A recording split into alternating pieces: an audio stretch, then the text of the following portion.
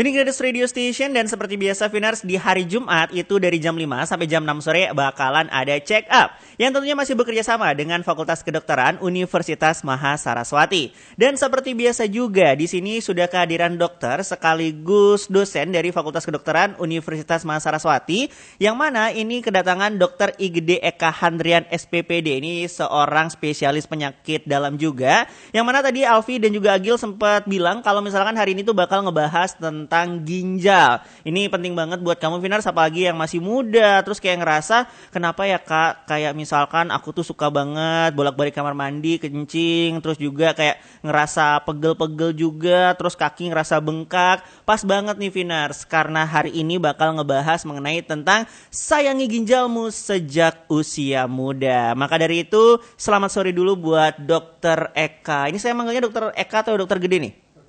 Dokter Eka aja ya. Oke, baik. Dokter Eka, apa kabar, Dok? Apa kabar Kak Agil? Kita ketemu lagi nih. Iyo, kita ketemu lagi, Dok. Kayaknya November atau Desember ya? Wah, lama banget saya lupa lagi. Kayaknya topiknya waktu itu tentang metabolik. Oh iya, benar. Metabolik di usia muda. Nah, itu dia. Nah, kali ini kita bakal ngebahas mengenai tentang ginjal nih dok, ini atau penyakit yang sering banget terjadi pada ginjal. Tapi sebelum kita melangkah lebih jauh mengenai tentang penyakit di ginjal ini dok, mungkin Agil pengen bertanya, sebenarnya kalau misalnya ngomongin tentang ginjal, fungsi utama ginjal di tubuh kita itu sebenarnya apa sih dok? Oke, ginjal itu adalah organ yang berfungsi seperti menyaring. Oke. Jadi ginjal kita itu ada dua, di kanan dan di bagian kiri, di pinggang. Oh sorry dok, mic-nya mungkin agak bisa didekatkan. Jadi ginjal itu ada dua, yaitu di kanan dan di kiri, di bagian pinggang bagian belakang, yang berfungsi utamanya adalah sebagai penyaring. Jadi seperti saringan dia, Kak Agil. Jadi dia akan menyaring racun-racun dan mineral-mineral yang dibutuhkan tubuh ataupun yang memang seharusnya dibuang. Selain itu ginjal juga memiliki fungsi untuk mengatur tekanan darah, mengatur kebutuhan cairan juga. Jadi kalau misalkan kita minum terlalu banyak, pasti akan sering kencing. Benar. Karena tubuh kita akan merespon, oh kita sih sudah cukup nih cairannya, jadi dibuang aja. Gitu. Jadi fungsi utamanya adalah untuk menyaring kira-kira apa yang diperlukan tubuh, apa yang enggak diperlukan sama tubuh dok ya. Nah kalau misalkan melihat kesehatan ginjal pada seorang remaja, biasanya ciri-ciri utama ketika ginjal yang sehat pada remaja itu apa, dan ciri-ciri ketika tidak sehat itu apa biasanya dok? Jadi kalau misalkan Viners yang memiliki keluhan sering kencing seperti itu, biasanya yang paling sering adalah infeksi kencing. Nah berbeda kalau misalkan kita berbicara dewasa ataupun lansia, kemungkinan apakah sudah ada penyakit metabolik yang dulu pernah kita bicarakan seperti diabetes, hipertensi ataupun gangguan ginjal. Nah kalau kita berbicara ginjal yang sehat, itu bisa kita lihat dari berapa kali kencingnya. Buang air kecilnya berapa kali? Yang normal itu adalah sekitar 4-8 kali per hari. Kemudian volumenya itu bisa berkisar 1 liter sampai 1,5 liter. Cukup banyak juga ya? Dan warnanya. Ini yang paling penting. Warna juga akan berpengaruh. Jadi kalau misalkan buang air kecil, warna pipisnya itu jernih, berarti cairan dalam tubuh itu cukup. Tidak dehidrasi lah seperti itu. Tapi kalau misalkan warna kencingnya itu pekat, kuning, berarti dia dalam kondisi dehidrasi, berarti perlu cairan. Seperti itu. Itu tanda yang paling gampang untuk dilihat lah dok ya? Ya, frekuensi dan warna. Nah sebenarnya apa sih dok yang ngebuat ginjal ini penting banget buat kita jaga, apalagi di usia muda ini? Apakah kalau misalkan tidak dijaga akan ada komplikasi penyakit lainnya kah atau gimana dok? Iya, karena begini Kak Agil. Jadi ginjal itu dia kalau misalkan kita memiliki gangguan ginjal di awal, biasanya tidak ada gejala. Jadi nanti kita tidak aware, lama-kelamaan ginjalnya makin rusak, akan muncullah penyakit-penyakit lainnya seperti darah tinggi. Karena kan ginjal itu juga mengatur tensi, akan muncul tekanan darah tinggi.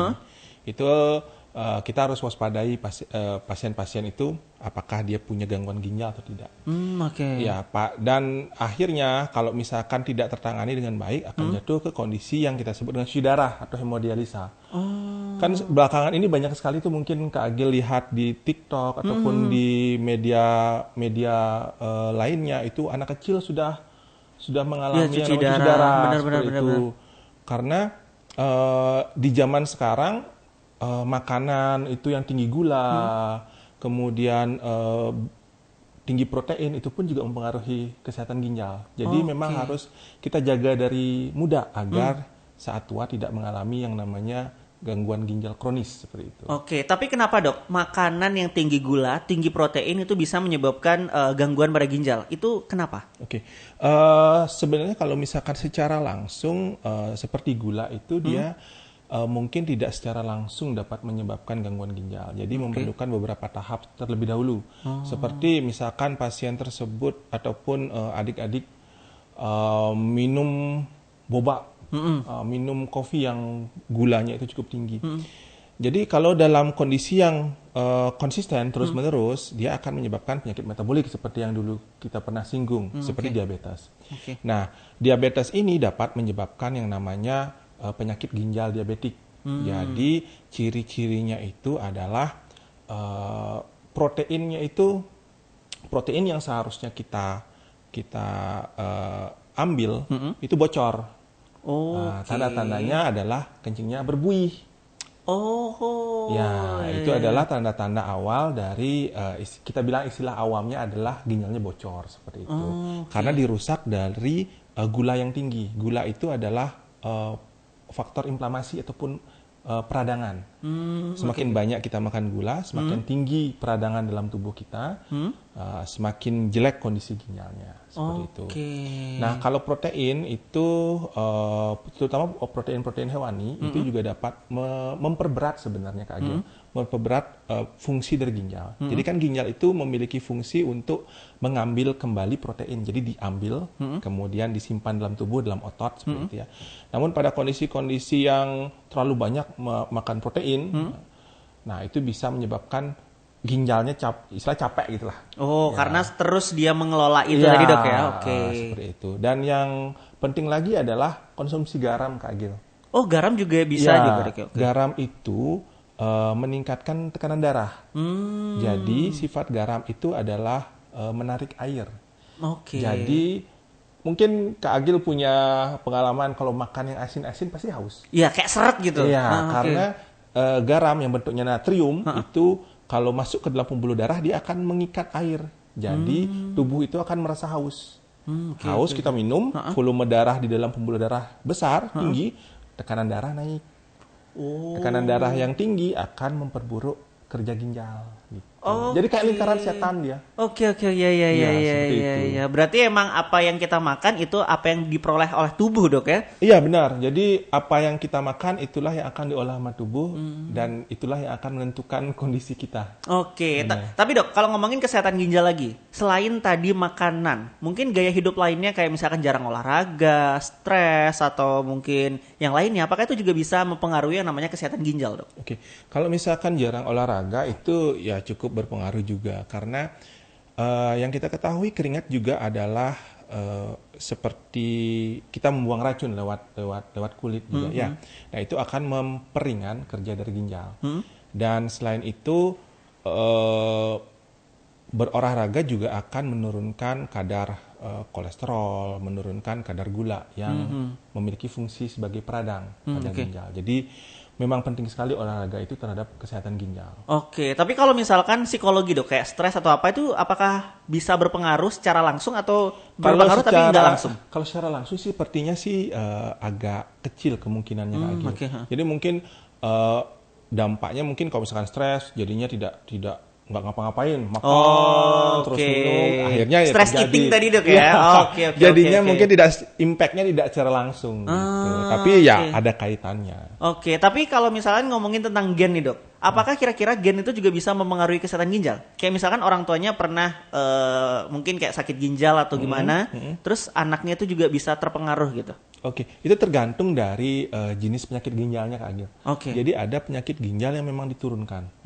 Kita bilangnya polikistik. Jadi di ginjalnya itu banyak kistanya. Oh. Nah, kalau misalkan orang tuanya memiliki kelainan polikistik tersebut, maka anaknya tersebut akan memiliki kemungkinan besar juga memiliki polikistik Gitu. di ginjalnya. Banyak banget kista-kista kecil seperti balon gitu Kak Agil. Seperti Oke, balon kecil, itu di ginjalnya, di seluruh ginjalnya itu dipenuhi dengan kista-kista. Nah, seperti itu dia ada pengaruh gen terhadap kesehatan ginjal. Namun kalau misalkan seperti penyakit ginjal kronis yang sampai cuci darah, kebanyakan memang dari gaya hidup, atau misalkan dia punya batu di ginjalnya. Nah, itu kan dari gaya hidup juga tuh. Munculnya batu di ginjal, misalkan sering minum bersoda. Nah, harus hati-hati juga. Ya lagi. Benar, kalau terlalu sering minum bersoda itu bisa meningkatkan angka resiko terbentuknya kristal ataupun batu di ginjal. Gitu. Jadi bisa saya bilang gen ada, namun lebih banyak penyebabnya itu adalah gaya hidup. Oke, tadi dokter sempat ngejelasin kalau misalkan ada beberapa penyakit pada ginjal, ada yang kronis tadi juga, terus ada kayak kista yang kecil-kecil itu, terus yang lainnya ada lagi nggak sih dok kayak penyakit pada ginjal? Saya kira penyakit ginjal ya cuman gagal ginjal mungkin, atau tadi yang kista itu, apakah ada yang lainnya lagi mungkin? Banyak Kak Gil, jadi seperti infeksi yang paling sering. Kalau misalkan sering nahan kencing, nah sering nahan kencing itu bisa meningkatkan risiko terjadinya infeksi saluran kencing. Apa kencing batu itu juga termasuk penyakit ginjal dok? Apa berbeda? Iya, itu kan istilah awamnya batu ginjal. Oh, kencing batu itu sama dengan batu ginjal tadi ya? Karena batunya kecil, jadi dia bisa lewat. Lewat salurannya itu keluar. Oke. Nah, itu infeksi. Kemudian penyakit-penyakit autoimun. Mungkin tahu penyakit-penyakit autoimun itu kan penyakit yang sistem kekebalan tubuhnya menyerang organnya dia sendiri. Gitu. Jadi bisa menyebabkan gangguan ginjal seperti itu. Oke. Kalau misalkan kencing manis dengan kencing batu, apakah sama dok? Berbeda. Oh, apa bedanya dok? Kalau kencing batu itu kan memang dia ada batu ya, yang di kecil-kecil ginjalnya. Kalau kencing manis dia memang gulanya itu terbuang lewat kencing. Sebenarnya kan tidak terbuang. Gitu. Tapi karena gulanya sangat tinggi, sehingga ginjalnya itu tidak bisa menahan lagi, sehingga terbuang lewat kencing. Nah, itu kita sebutnya dengan kencing manis. Oke. Nah dok, tadi sempat disinggung kalau misalkan minum yang berlebihan itu juga nggak baik, terus juga konsumsi gula yang berlebihan itu nggak baik. Nah, idealnya dok, kita sebagai seorang remaja nih, kayak misalkan sekitaran usia ya 12 sampai 17 tahun, itu kira-kira berapa kali atau berapa liter yang harus kita konsumsi air putih dan gula itu berapa dok? Kira-kira dok? Oke, sebenarnya kalau misalkan di usia muda ya, Kak Gil ya, itu kan kita anggapnya ginjalnya masih oke. Ya. Kalau misalkan ginjalnya masih oke, itu meskipun kita banyak minum air, terutama air putih, ginjal itu masih bisa merespon. Jadi dia akan kencing lebih sering gitu. Namun pada dasarnya rata-rata itu adalah 1,5 sampai 2 liter per hari air putih.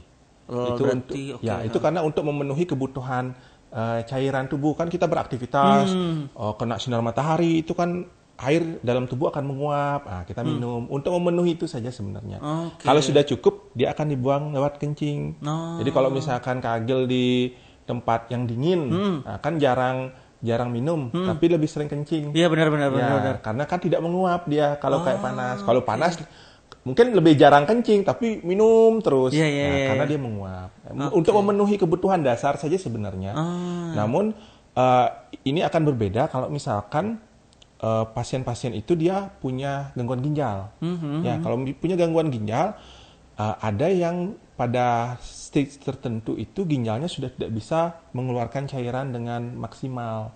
Jadi hanya setengah fungsi ginjalnya. Nah, itu kita nggak boleh ngasih minum yang terlalu banyak. Karena nanti terjadinya overload kebanyakan cairan bengkak dia. Perutnya, kakinya, seperti itu. Gitu. Ya, itu biasanya pada pasien-pasien yang sudah cuci darah, kita harus evaluasi, kita harus kira-kira nih berapa nih dia bisa minum kayak gitu. Oke. Wah, menarik banget obrolan kita pada sore hari ini, Dok. Tapi kita bakal break dulu sebentar dan ngingetin sekali lagi buat kamu Vinars yang ingin bertanya, silakan lanjut di WhatsApp Telegram di 0812383910 atau boleh juga lewat DM Instagram di @phoenixstudiobali. Kita break dulu setelah yang satu ini. Phoenix Radio Station masih bersama Agila Bobil Vinars, tentunya masih di Check Up yang masih bekerja sama dengan Fakultas Kedokteran Universitas Mahasaraswati. Dan di sini masih bersama Dr. Igede Eka Handrian SPPD, ini seorang spesialis penyakit dalam yang masih ngebahas mengenai tentang kesehatan ginjal Vinars. So, buat kamu yang ingin bertanya, silakan drop pertanyaan kamu di WhatsApp Telegram 0812383910 atau boleh juga lewat DM Instagram di @phoenixradiobali. Jadi dok, melanjutkan yang tadi, kita sempat ngebahas mengenai tentang beberapa hal yang menyebabkan ginjal itu tidak sehat, seperti kebiasaan kita menahan kencing, terus juga kurangnya minum air putih, kebanyakan gula. Nah dok, ini saya dengar nih dari teman-teman saya yang suka banget yang namanya nge-gym, olahraga, katanya suplemen kesehatan, kayak misalkan, aduh ini saya jadi nyebut merek nanti, pokoknya suplemen kesehatan atau mungkin kayak obat pelangsing itu juga bisa mempengaruhi ginjal ya dok, apa benar atau tidak? Oke, jadi yang terpenting adalah tipe suplemennya seperti apa. Oke. Ya. Jadi kalau yang banyak beredar itu kan seperti whey protein, ya, bukan merek ya, aman, Ya. aman. Kreatin seperti itu. Asalkan memang sudah lolos BPOM, sedang ataupun FDA kalau misalkan yang dari import sebenarnya dengan takaran ataupun dosis yang tepat itu aman, tidak bermasalah. Karena memang kalau misalkan seperti whey protein, satu scoop itu mungkin hanya berisi 25 gram protein ataupun 30, itu masih jauh dari kebutuhan harian sebenarnya. Kebutuhan harian orang itu adalah sekitar 1,5 sampai 2 gram per kilogram berat badan. Jadi kalau misalkan seperti saya 90, jadi mungkin butuhnya sekitar 180, itu masih jauh. Jadi masih aman, masih oke. Seperti kreatin juga itu kalau misalkan dia sesuai dengan dosis aman. Cuma yang bermasalah adalah kalau misalkan memang penggunaan seperti obat-obatan pelangsing ataupun suplemen fitness yang tidak BPOM ataupun dia ya ilegal seperti itulah, karena banyak seperti mungkin seperti yang suntik-suntik seperti itu, nah itu cukup berbahaya. Oke, itu berarti bisa mempengaruhi ginjal juga kan? Ya benar, karena obat-obatan itu kan selain dia di detox di hati juga ada banyak yang dibuang di ginjal. Nah, itulah mengapa selain suplemen ataupun obat-obat pelangsing, obat-obat yang dijual di bebas pun itu sebenarnya kita harus lebih waspada. Jadi nggak boleh sembarangan Kak Gil. Kalau misalkan panas kita minum obat sembarangan, beli di apotek seperti itu kan banyak ya. Nah itu juga harus hati-hati. Oh gitu, oke. Berarti emang harus diperhatikan juga dosis dari obat tersebut ya, dok benar. ya? Oke, nah kalau misalkan ini dok, saya ini dapat mitos sih sebenarnya. Kayak misalkan ada anyang-anyangan, kalau dokter tahu. Kayak misalkan kencing kita sakit. Itu ada yang bilang jempolnya itu diikat gitu dok. Diikat pakai karet ya? Iya, pakai karet. Ya. Nah, itu sebenarnya ngaruh atau sebenarnya enggak sih, Dok? Tapi saya pribadi pas nyoba itu ngaruh. Sama, saya juga ngaruh, beneran. Oh, itu kenapa hal itu bisa terjadi, Dok? Kalau yang pernah saya baca, jadi dia mempengaruhi aliran darah balik yang ke ginjal, seperti itu. Jadi menurunkan volume darah. Seperti itu sih yang saya baca secara singkat. Tapi kalau secara gininya sih saya juga nggak tahu. Tapi mengaruh Kak Gil, beneran. Ya saya juga kalau dulu waktu kecil itu, kalau saya anyang-anyangan, saya ambil karet, saya ikat jempolnya. Iya, jempol kaki itu. Beberapa jam itu udah hilang anyang-anyangannya. Tapi kalau anyang-anyangan itu dalam dunia medis itu biasanya apa, Dok? Maksudnya penyebabnya itu apa? Penyebabnya banyak Kak Gil. Kalau misalkan anyang-anyangan itu yang paling sering infeksi. Infeksi. Ya, jadi infeksi bakteri yang menyebabkan kandung kemih kita, kandung kencing kita itu menjadi lebih sensitif.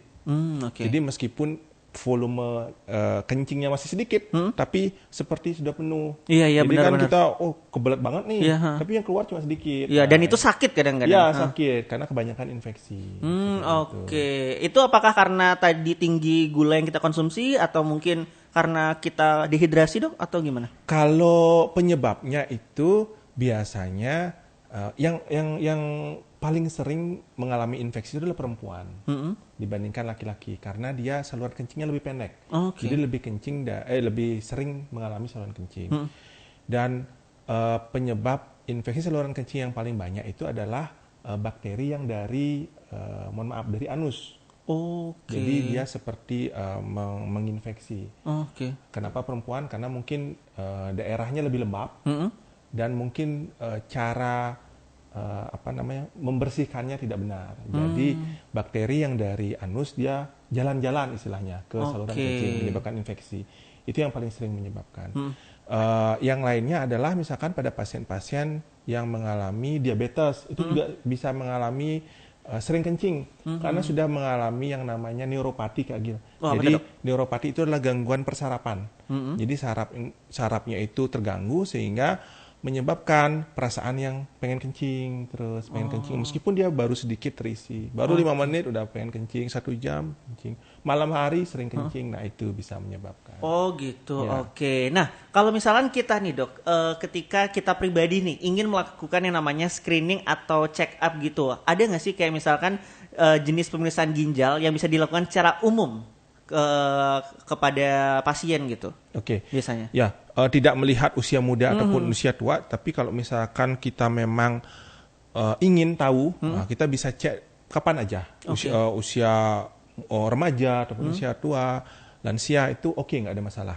Yang pertama kita periksa adalah fungsi ginjal. Fungsi ginjal itu kita lihat dari yang namanya pemeriksaan kreatinin. Apa itu dok? Kreatinin itu adalah protein yang seperti istilahnya kalau saya menjelaskan ke pasien itu seperti racun ginjal gitulah. Jadi dia yang ada di dalam darah. Kalau itu tinggi berarti fungsi ginjal udah nggak bagus karena racunnya nggak bisa dibuang. Seperti itu. Ada yang namanya ureum juga itu sama, ataupun kita bilangnya BUN, blood ureum nitrogen. Itu adalah pemecahan dari protein. Nah, itulah kenapa kalau misalkan terlalu banyak makan protein bisa menyebabkan gangguan ginjal karena itu BUN-nya tinggi nanti. Itu dari darah. Kemudian yang tidak kalah penting adalah dari kencing. Jadi kita bisa melakukan pemeriksaan kalau saya sih bilangnya UL, urin lengkap seperti itu. Jadi kita memeriksa kencing. Apa yang kita lihat dari sana, Kak Gil? Yang pertama adalah apakah ada protein. Nah, protein kan tadi saya bilang bocor ginjalnya, ada protein. Atau ada bakteri, ataupun ada infeksi. Kita bisa lihat dari sana. Yang ketiga adalah USG, ultrasound. Jadi untuk melihat anatomi ginjalnya, apakah ada batu atau gimana, kita bisa lihat dari USG. Jadi mungkin sebagai dasar pemeriksaan yang komplit untuk melihat bagaimana kondisi ginjal kita tanpa melihat pandang usia, itu bisa dari fungsi ginjal, BUN kreatinin, kemudian urin lengkap, dan USG. Tapi kalau untuk proses ini sendiri dok, apakah mahalkah, rumitkah, susahkah atau gimana dok? Kalau dibilang mahal kan itu relatif ya? Iya relatif ya. Namun kalau memang sudah memiliki keluhan, itu pun kita bisa lakukan dengan BPJS. Bisa dok ya? Bisa ditanggung kalau memang ada keluhan. Tapi kalau misalkan untuk medical check up, memang sih belum ada. Cuma kan kemarin program yang baru, Kak Gil tau gak yang apa tuh dok? Ulang tahun dapat medical check up itu. Iya. Mungkin di sana bisa dilakukan. Jadi kan bisa minimal screening setahun sekali lah. Jadi itu udah cukup. Benar. Nah dok, balik lagi kalau ngomongin tentang remaja lagi dok ya. Nah kira-kira kalau misalkan dokter yang temui di lapangan nih dok, kira-kira apa sih penyebab utama para remaja ini mengalami yang namanya penyakit pada ginjalnya? Apakah karena makanan tadi atau apa? Kalau misalkan pada remaja itu memang lebih jarang kalau dengan penyakit ginjal kronis ya Kak Gil ya. Karena dari sistem metabolisme kegiatan itu kan mereka kan tinggi ya, berbeda dengan yang kerja di kantoran seperti itu. Jadi yang paling sering saya temukan itu adalah infeksi kencing. Karena mungkin kebanyakan nahan kencing, main MOBA. Iya, Mobile Legends. Nggak mau kencing nih, lagi seru itu. Jadinya nahan kencing, jadi mungkin dia mengalami yang namanya infeksi saluran kencing gitu. Kalau misalkan remaja-remaja yang istilahnya kita bisa bilang gangguan ginjalnya yang berat itu biasanya memang ada faktor lain, apakah dia seperti autoimun, keturunan, seperti itu sih Kak Agil. Jadi tidak sering kita temukan kondisi-kondisi kronik, kondisi-kondisi yang lama gitu, penyakit ginjal yang lama itu pada remaja. Tapi tetap harus kita perhatikan karena kan itu menumpuk lama-lama, jadinya kronis. Oke. Nah, nanti bakal lanjut lagi dok. Mungkin kita break dulu lagi. Jadi buat kamu Vinars, nanti di segmen terakhir kita bakal bacain beberapa pertanyaan yang udah masuk. So buat kamu yang ingin bertanya silakan langsung aja drop pertanyaan kamu di WhatsApp Telegram 0812383900 atau boleh juga DM Instagram di @phoenixradiobali. Phoenix Radio Station masih di check up Vinars dan masuk di segmen terakhir. Jadi buat kamu yang ingin bertanya silakan langsung aja kirim pertanyaan kamu mengenai tentang kesehatan ginjal ke WhatsApp Telegram 0812383900 atau boleh juga DM Instagram di @phoenixradiobali. Dan sore hari ini sudah masuk beberapa pertanyaan. Yang pertama itu ada dari Komang Pase. Nih dok, jadi Komang Pase ini bertanya mengenai tentang, dok saya mau tanya, kalau sakit pinggang sampai nyeri ke paha dan sakit di bawah perut bagian kanan, apakah ada hubungannya dengan ginjal dok? Terima kasih. Oke, kalau keluhannya seperti itu banyak faktor penyebabnya. Salah satunya mungkin memang gangguan di ginjal. Tapi penyakit-penyakit lain yang mirip seperti itu banyak Kak Agil. Yang pertama adalah kita bilangnya low back pain. Low back pain itu adalah kekakuan ataupun peradangan di otot di bagian pinggang. Jadi dia akan terasa menjalar sampai ke belakang paha, sampai ke betis gitu. Biasanya kesemutan. Atau kalau yang parah misalkan seperti usus buntu. Itu kan perut kanan bawah ya. Iya, kanan bawah. Nah, itu adalah tempatnya dari usus buntu atau kita bilangnya apendik. Nah, itu bisa mengalami peradangan ataupun infeksi gitu. Jadi banyak faktor, banyak kemungkinan. Jadi kalau misalkan memang memiliki keluhan tersebut, ya baiknya diperiksakan. Terus saya pernah dengar juga nih dok, katanya kalau misalkan kita terlalu lama duduk itu juga bisa menjadi salah satu penyebab gagal ginjal katanya. Tidak secara langsung sih Kak Agil. Nggak secara langsung ya? Jadi kalau misalkan dia duduk, kemudian minumnya banyak, kemudian habis duduk di rumah dia aktivitas olahraga ya enggak. Tapi kalau misalkan duduk aja seharian nggak minum, makan berantakan. Itu penyebabnya, bukan karena duduk lamanya itu tadi. Bukan. Karena malesnya berarti. Malesnya benar, magernya. Udah PW soalnya. Nahan kencing. Nah ini ada pertanyaan lagi dok dari Luhde di Penebel. Katanya dia bertanya, dok anak gadis saya umur 14 tahun, 7 tahun lalu itu kena ISK karena BAK-nya itu keruh seperti air cucian beras dan anyang-anyangan. Setelah cek lab dan pengobatan dokter akhirnya sembuh, tapi tetap ada aturan dari dokternya itu adalah tidak boleh minum berbagai olahan teh dan tidak boleh bersepeda. Astungkares sekarang tidak kambuh lagi. Yang ingin saya tanyakan adalah sampai kapan kira-kira aturan ini tuh berlaku dok? Terima kasih dok. Jadi kalau misalkan pasien-pasien yang mengalami infeksi saluran kencing memang saya kasih tahu untuk hindari minum minuman yang berkafein ataupun yang bersoda. Contohnya adalah teh ataupun kopi. Ya, kenapa? Karena teh dan kopi itu memiliki efek yang mengiritasi dari kandung kemih. Jadi akan memperburuk kondisi ataupun gejala dari infeksi kencingnya. Lebih sering kencing, lebih nyeri gitu. Kalau misalkan sudah sembuh, sebenarnya diperbolehkan, tapi memang mungkin dengan jangan terlalu sering. Itu. Sampai kapan? Sebenarnya kalau saya pribadi, kalau misalkan pasien tersebut sudah kita bilang sudah sembuh nih Pak Bu, tidak ada infeksi lagi, saya bebaskan dah. Yang penting satu, kebersihannya dijaga. Itu berkaitan dengan pertanyaan nomor 2 yang tentang sepeda. Iya. Bersepeda itu ataupun naik motor lah Kak Agil. Jadi dia posisi duduk itu akan menyebabkan saluran kencing kita itu seperti menekuk. Dan posisi yang terus-menerus duduk itu bisa menyebabkan yang tadi saya bilang bakterinya jalan-jalan nih dari anus ke saluran kencing. Makanya itu harus dijaga benar-benar kebersihannya, kelembapannya seperti itu. Sebenarnya masih boleh kok untuk bersepeda, tapi ya kalau misalkan bersepeda jauh itu kan pasti lembab ya. Keringetan gitu. Habis itu dibersihkan. Ataupun sebelum bersepeda juga dibersihkan. Rajin-rajin membersihkan diri dok. Jadi harus mencegah sih sebenarnya lebih pentingnya. Oke. Nah, melanjutkan yang tadi dok mengenai tentang kopi dan juga teh yang mengandung kafein. Saya pernah dengar tadi kan kalau itu buruk untuk kandung kemih. Tapi saya pernah dengar kalau misalkan teh yang tanpa gula, kopi yang tanpa gula itu katanya baik untuk ginjal. Itu apakah benar? Ya, iya, memang. Oke. Jadi memang ginjal dan jantung itu memang banyak penelitian yang menyebutkan dengan minum teratur ya kopi ataupun teh itu dapat memperbaiki kondisi jantung dan kondisi ginjal. Seperti itu. Ini digarisbawahi tanpa gula dok ya? Ya, karena kan gula itu seperti saya bilang tadi faktor inflamasi. Benar. Jadi kalau misalkan kopi pahit, teh pahit itu masih oke. Ya benar, oke.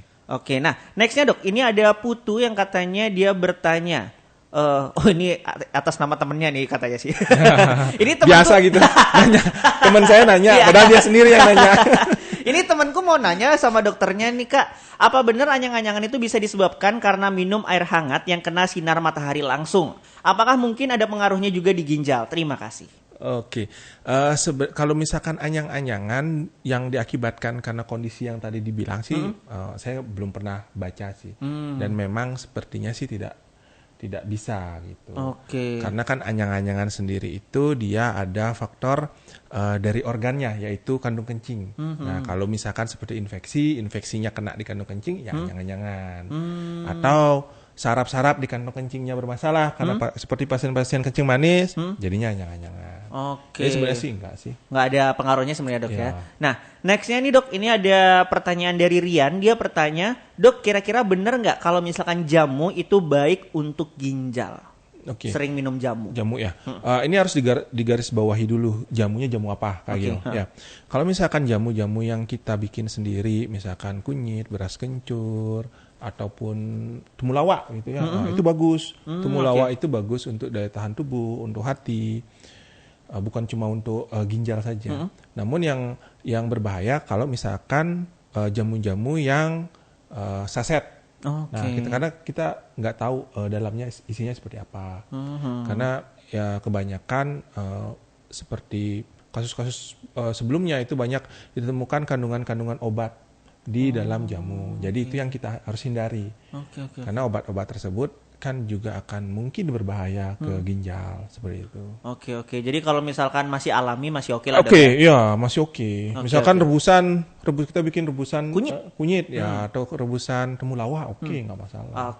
Nah next dok, ini ada dari Deka. Dok mau nanya dong, kalau sering nahan pipis itu gimana? Karena kerjaan kadang itu membutuhkan waktu lama untuk duduk.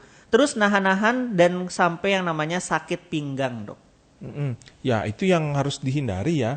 Jadi karena seperti yang sebelumnya sempat disinggung, jadi kalau misalkan kita nahan kencing, otomatis volume air kencing juga akan meningkat di ginjal, di kandung kemih. Nah itu bisa menyebabkan perkembangan bakteri. Itulah kenapa waktu menahan kencing ataupun lama duduk pinggang terasa sakit karena memang tekanan di dalamnya itu meningkat ya karena tidak dikeluarkan. Jadi ya harus kencing. Jangan nahan-nahanin dok ya. Iya, nggak boleh. Nah nextnya lagi dok, ini pertanyaan dari Dian. Dok, ini tadi kan sempat disinggung kalau misalkan kita mengkonsumsi banyak gula itu bisa membuat permasalahan pada ginjal. Tapi gimana kalau kita mengganti gulanya itu bukan gula dari tebu, tapi melainkan gula dari jagung atau yang lainnya gitu dok? Seperti stevia mungkin ya yang dibilang ya. Mungkin dok. Ya. Yang terpenting dari konsumsi gula itu yang pertama kan kalorinya ya, Agilnya. Jadi kalori yang tinggi itu akan mengakibatkan jumlah gula di dalam darah itu yang tinggi. Nah itu yang berbahaya. Tapi kalau misalkan gula-gula alternatif, nah itu tergantung juga kalorinya seperti apa. Kalau misalkan seperti zero kalori stevia seperti itu kan nggak ada masalah sebenarnya. Cuma memang tidak direkomendasikan terlalu sering. Karena memang lebih baik air putih. Air putih adalah yang terbaik. Benar. Nah, tapi dok, ini sering banget terjadi nih. Ketika kita mengkonsumsi minuman nih yang kayak boba, gula segala macam, itu tuh malah ngebuat kita kayak mau minum air putih itu kembung gitu loh, dok. Kayak aduh, malas nih lagi minum air putih karena udah kenyang, udah kembung kayak gitu. Nah, itu cara mengatasinya gimana, dok? Apakah tetap aja paksain untuk minum air putih karena udah terlanjur tadi minum bobanya itu, atau lebih baik ya dari awal nggak usah minum boba? Kalau kalau disuruh yang terbaik ya jangan minum boba. Dari awal nggak usah minum boba, berarti kan? Oke. Cuma kalau misalkan memang sudah terlanjur minum boba, jadi kan kalau misalkan lambung itu kan memang ada volume tertentu ya. Jadi kalau misalkan kita berikan cairan ataupun makanan, dia akan mencapai kondisi yang penuh. Ya. Jadi itu pun akan menekan yang namanya saraf seperti sensor, oh udah kenyang nih, oh udah nggak perlu apa-apa lagi gitu ya di otak gitu ya. Jadi otomatis itu akan menyebabkan kita merasa tidak perlu makan, tidak perlu minum. Nah itu yang harus dihindari. Jadi ya kalau misalkan memang sudah terlanjur minum, paksa sedikit. Gitu. Karena memang air, meskipun boba itu kan pasti dari air putih, iya. mungkin dari Tapi kan air yang lain. Ada tapi gulanya. Kan kandungannya itu yang kita hindari. Oke, nah next dok, ini banyak banget nih nanya ya. Ada Aryasi yang udah kerja, dok mau nanya dong, kalau misalkan udah selesai kencing, tapi setelah keluar dari kamar mandi, tiba-tiba masih ada sisa-sisa kencing yang kayak nyangkut pengen keluar gitu dok. Terus balik ke kamar mandi buat kencing, tapi keluarnya dikit-dikit gitu. Nah itu kira-kira kenapa dok? Ini soalnya sering banget kejadian. Oke. Ini biasanya pada lansia, pada orang tua, terutama wanita. Wanita yang hamil, itu biasanya dia akan mengalami gangguan kencing juga. Karena waktu hamil itu kan perutnya membesar, Kak Gil. Jadi tekanan dalam perutnya itu dia besar, akan mengakibatkan gangguan pengisian dari kandung kemihnya. Jadi terasa tidak tuntas. Kadang seperti beser. Oh, ya. Kalau ketawa terbahak-bahak beser. Iya. Jadi dalamnya basah. Karena kayak sphincter atau pintunya untuk menahan kencingnya itu dia udah longgar karena tekanannya waktu hamil itu. Apalagi kalau misalkan lahirannya normal, itu kan ngeden tuh. Nah, itu kanannya besar. Itu akan mempengaruhi sphincter kita bilangnya, sphincter atau katup yang mengatur kencing tidak, nahan kencingnya itu. Nah, itu yang longgar, terjadi gangguan. Oke. Kalau misalkan sering angkat beban, apakah juga bisa terpengaruh? Bisa. Oh, bisa dok ya? Bisa. Pokoknya apapun aktivitas yang meningkatkan tekanan dalam perut, itu bisa meningkatkan angka, yaitu sphincternya itu terganggu atau hemoroid atau ambeien. Nah, itu bisa meningkat karena tekanan dalam perutnya. Oke, nah ini pertanyaan terakhir dok. Ini datangnya dari Cece. Dia bertanya, dok saya tuh pernah kena infeksi ginjal 20 tahun lalu. Apakah mungkin akan muncul kemungkinan infeksi terjadinya lagi seiring bertambahnya usia? Oke, kalau digarisbawahi, seperti yang dibilang sebelumnya, perempuan itu lebih secara epidemiologis, secara head to head antara laki-laki dan perempuan, itu perempuan berisiko lebih tinggi untuk mengalami infeksi karena saluran kencingnya dia lebih pendek, berbeda dengan laki-laki. Jadi kalau misalkan sebelumnya dia sudah punya infeksi di ginjal, kemungkinan dia terkena infeksi lagi ya bisa. Kalau misalkan tidak rajin bersih-bersih, tidak menjaga daerah kewanitaannya dengan baik, atau bersih-bersihnya tidak benar, seperti itu kan. Jadi itu akan bisa meningkatkan atau menyebabkan infeksi lagi. Nah, mungkin nggak infeksi ke ginjal atau cuma di kandung kemihnya aja, tapi tetap memiliki resiko. Setiap orang tetap memiliki resiko. Oke. Nah, terakhir mungkin dari dokter ada yang ingin dokter sampaikan mungkin kepada Viners yang mendengarkan dan juga kepada para remaja yang mendengarkan supaya gimana tips and trick cara gampang untuk menjaga ginjal supaya tidak terkena penyakit ginjal ini, dok. Oke Kak Agil. Jadi mungkin pesan-pesan pesan-pesan Yeah. pesan-pesan untuk Viners.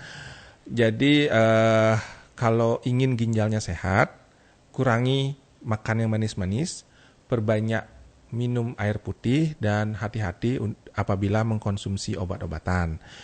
Kalau misalkan Viners memiliki keluhan, baik itu sering kencing, kakinya bengkak, ataupun nyeri-nyeri pinggang yang kira-kira berhubungan dengan ginjal, baiknya segera untuk berkonsultasi ke dokter ataupun ke fasilitas kesehatan.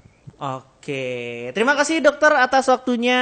Terima kasih banyak. Terima kasih juga atas ilmunya. Semoga ilmu yang udah dokter sharing pada sore hari ini itu bermanfaat buat Vinars yang mendengarkan dan semoga dapat diaplikasikan lah yang tadi ya, kurang-kurangin gula, perbanyak minum air putih, jangan sering-sering nahan kencing juga. Nah, buat kamu Vinars yang masih pengen mendengarkan check up, jangan lupa untuk mendengarkan setiap hari Jumat dari jam 5 sampai jam 6 sore. Tentunya masih bekerja sama dengan Fakultas Kedokteran Universitas Mahasaraswati. Sekali lagi Agil ucapkan terima kasih kepada dokter, sampai ketemu di lain waktu ya dok ya. Terima kasih Kak. Terima kasih. Sama-sama.